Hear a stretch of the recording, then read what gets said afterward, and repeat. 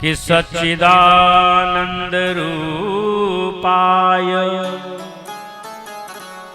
विश्वोत्पत्त्यादि Hathaway तापत्रय विनाशाय श्री कृष्णाय वयं नुमः। पूज्य व्यास जी ने तो बहुत सुंदर ढंग से इस मंत्र की व्याख्या कर ही दी है, फिर भी इस वाणी के द्वारा जितना सामर्थ्य हो सके आपको समझा पाऊं। और आप यहाँ पर देवी भागवत का जो व्याख्यान कर रहे थे, तो देखो देवी भागवत और भागवत भिन्न नहीं है, ध्यान देना कि भेदम ना कुरुते यस्तु दुर्गा विष्णु शिवादिषु, इनमें भेद नहीं है माताओं, ध्यान देना। शिव में, विष्णु में और दुर्गा में कोई भेद नहीं है।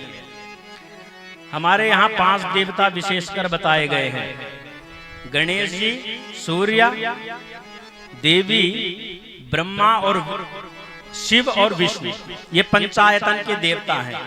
जब इनका अलग अलग पंचायतन होता है तो उस देवता को जिसकी विशेषता होती है उसको मुख्य कर दिया जाता है।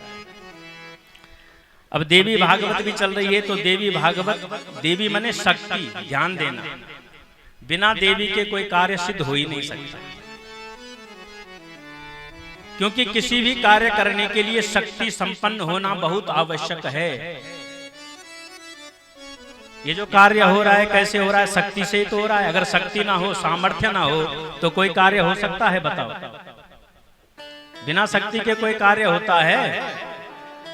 हम भी बोल रहे हैं तो वो बोलने वाली कोई शक्ति है,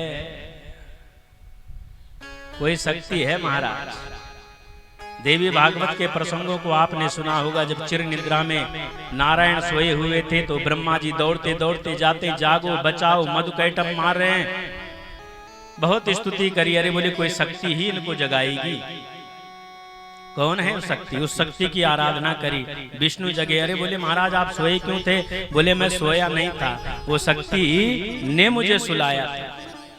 यानी भगवान समझाना चाहते हैं, ब्रह्मा संसार में अपनी इच्छा से कुछ होता ही नहीं है, वो शक्ति ही करने और करवाने वाली है। बोलो राधे राधे। भगवान नारायण कहते हैं, बोले ये बताओ कोई सूकर बनना चाहेगा क्या? है? कोई घोड़ा बनना चाहेगा, मछली बनना चाहेगा? बोले हमें बनना पड़ता है। क्यों? क्योंकि कोई शक्ति बनवाती है। वो शक्ति की वंदना करी है महाराज।